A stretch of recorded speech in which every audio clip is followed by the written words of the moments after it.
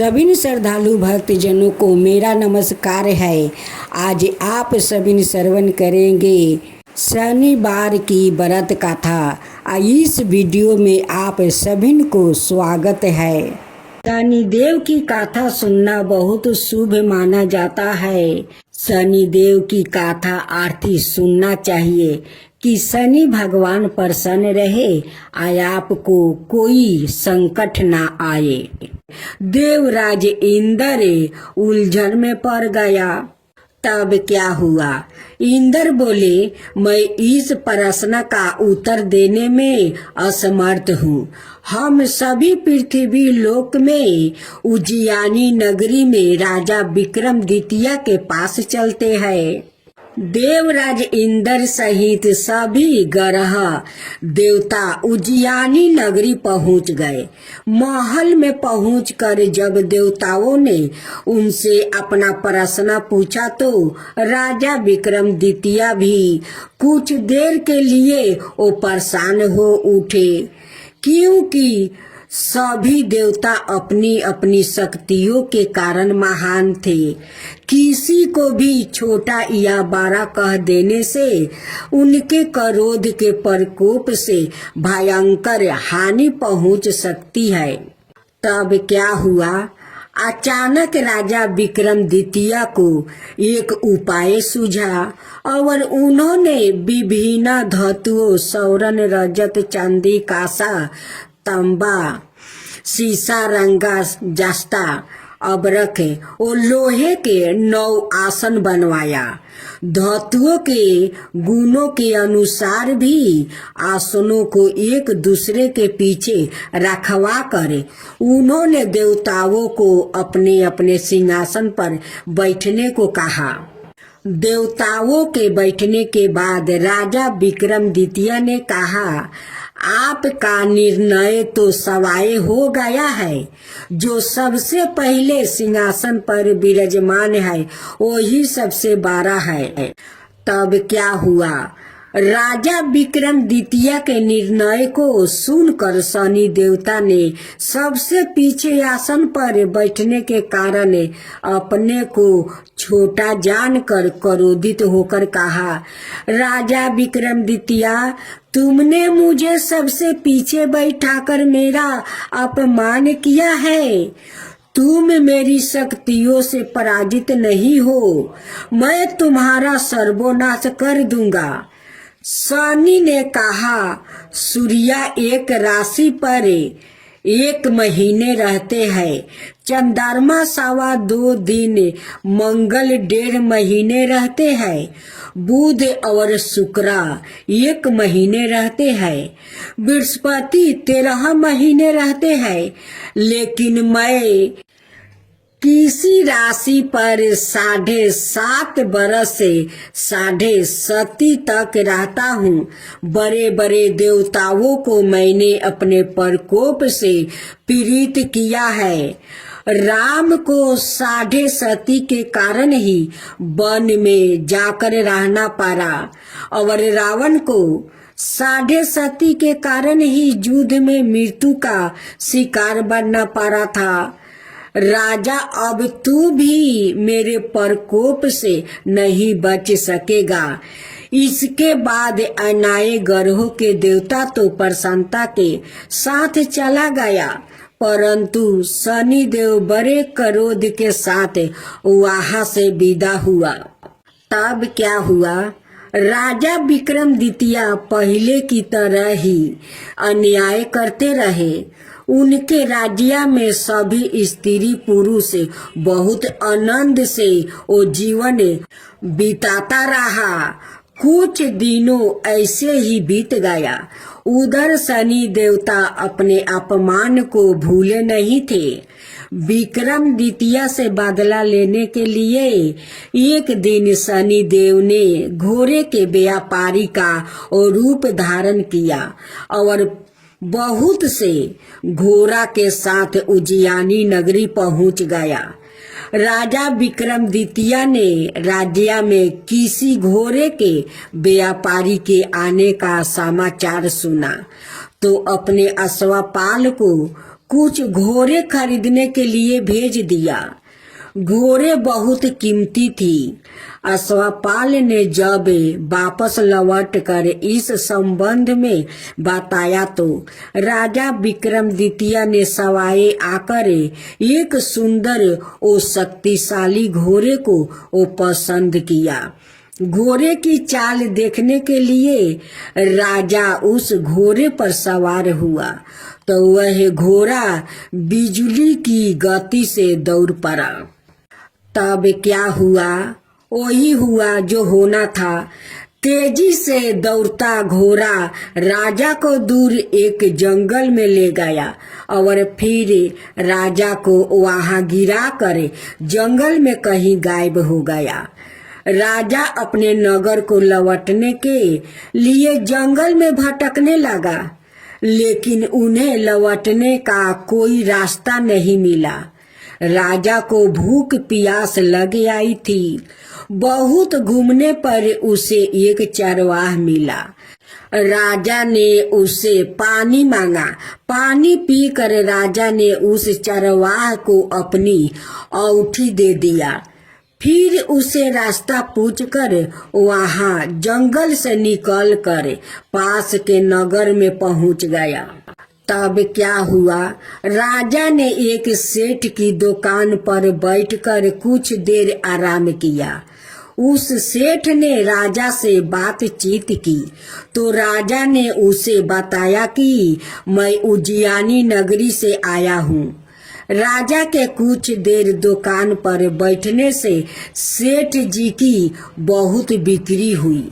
सेठ ने राजा को बहुत भाग्यवान समझा और खुश होकर उसे अपने घर भोजन के लिए ले गया। सेठ के घर में सोने का एक हार खूंटी पर लटका हुआ था। राजा को उस कमरे में छोड़कर सेठ कुछ देर के लिए वो बाहर चला गया। तभी एक आश्चर्यजनक घटना घट गई। राजा के देखते देखते सोने के उस हार को खूंटी निगल गया। सेठ ने कमरे में लौट कर हार को गायब देखा तो चोरी का संदेह राजा पर ही किया, क्योंकि उस कमरे में राजा ही अकेला बैठा था।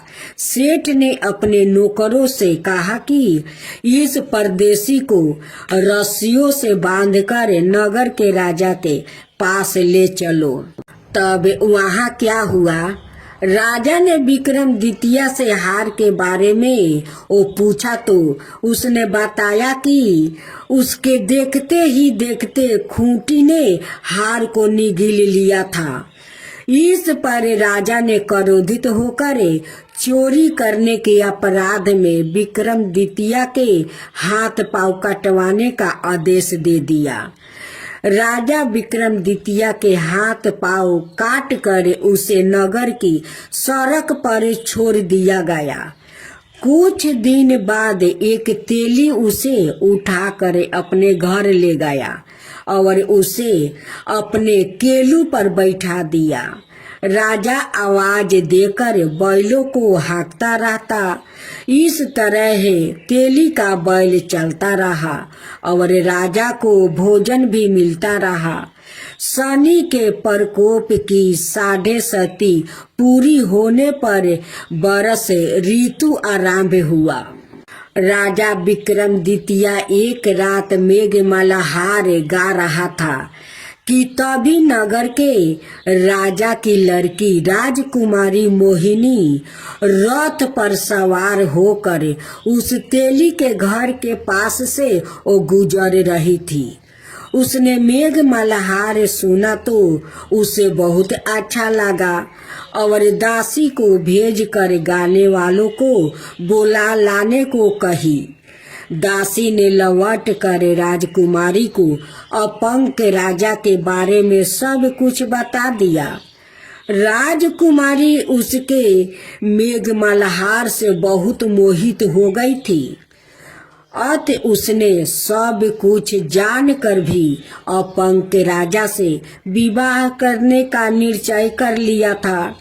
राजकुमारी ने अपने माता पिता से जब यह बात कही तो वो हैरान रह गई।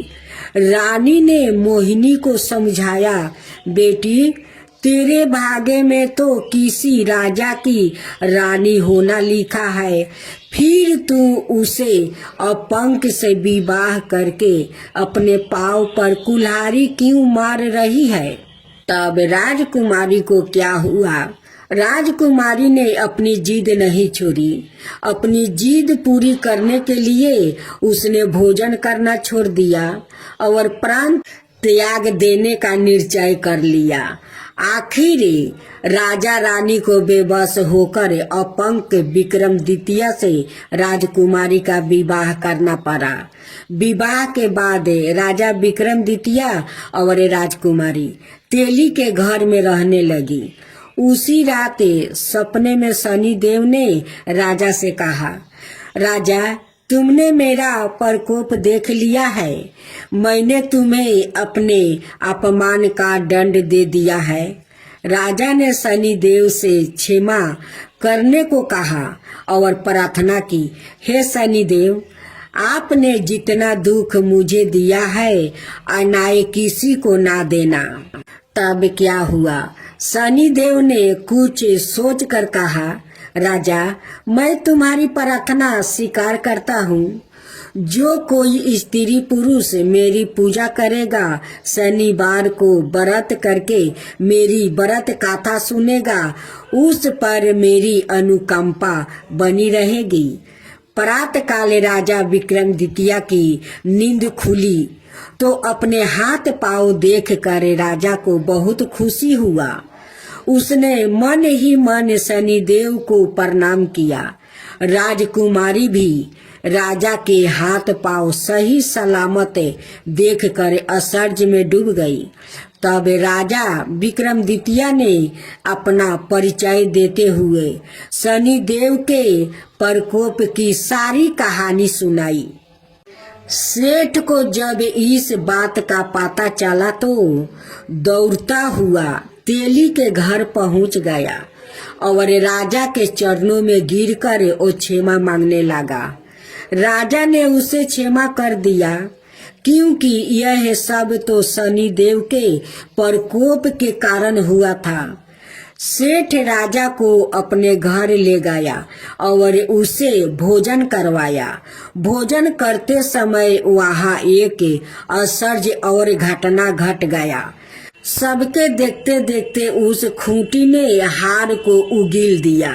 सेठ जी ने अपनी बेटी का विवाह भी राजा के साथ करवा दिया और बहुत से सौरन आभूषण धन आदि देकर राजा को विदा किया। राजा विक्रमादित्य राजकुमारी मोहिनी और सेठ की बेटी के साथ उज्जैनी वो पहुंच गया तो नगर वासियों ने हर्ष से उनका स्वागत किया। अगले दिन राजा विक्रमादित्य ने पूरे राज्य में घोषणा करवा दिया कि शनि देव सबसे देवों में श्रेष्ठ है। प्रत्येक स्त्री पुरुष शनिवार को उनका व्रत करे और व्रत कथा अवश्य सुने। राजा विक्रमादित्य की घोषणा से शनि देव बहुत प्रसन्न हुआ। शनिवार का व्रत करने और व्रत कथा सुनने के कारण सभी लोग की मनोकामना शनि देव की अनुकंपा से पूरी होने लगी। सभी लोग आनंद पूर्वक रहने लगा। इसलिए लोग शनि भगवान को कथा सुनते हैं। हाथ जोड़कर समझा। शनिवार व्रत की आरती। आरती की जो नरसिंगा कुंवर की मेरे बिमली यस गाऊ मेरे प्रभु जी। ओम जय शनिदेव, ओम जय शनिदेव। पहली आरती पहला देव बारे हिरण कसबू के नाखे उदर बिदारे। दूसरी आरती बामन सेवा बलि के द्वारा